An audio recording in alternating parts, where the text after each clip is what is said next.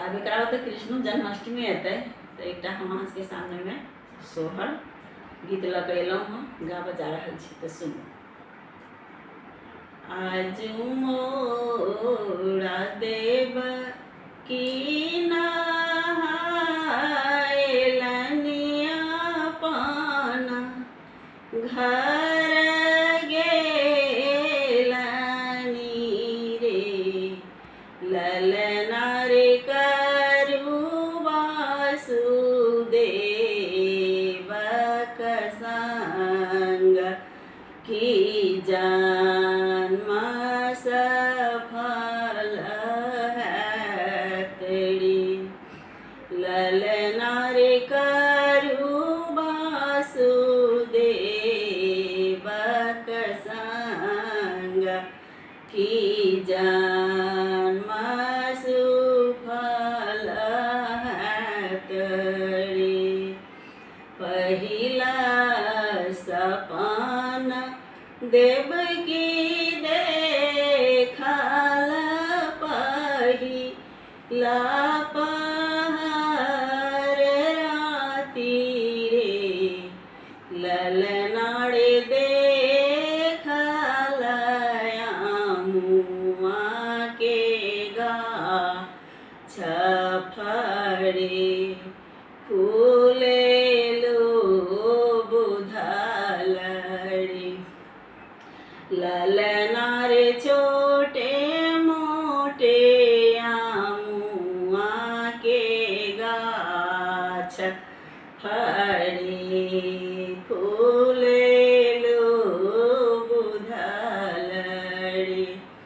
दोसरा सपन देवकी देखल दोसरा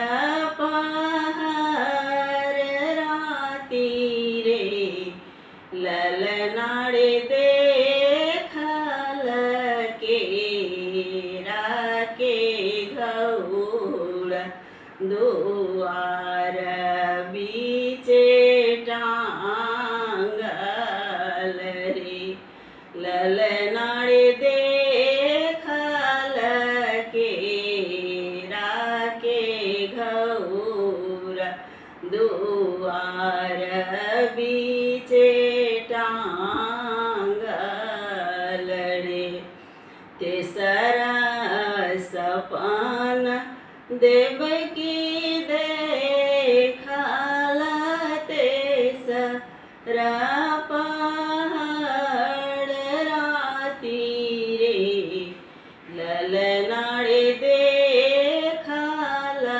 बाँसक बीटा दुआर पर गाड़ल रे ललना रे देखल बाँसक बीटा दुआर बीचे रोपल रे चारी सपन देवकी देखल चारी पहर राति रे ललना रे पौड़ल दही के छाछ आचर तर झाँपल रे ललना रे पौड़ल दही के छाछ आचर तर झाँपल रे चुप रहु बहिन देवकी सहोदर रे ललना रे सब ठाम छथि भगवान की कृष्ण जन्म बहिनी सब ठाम छथि भगवान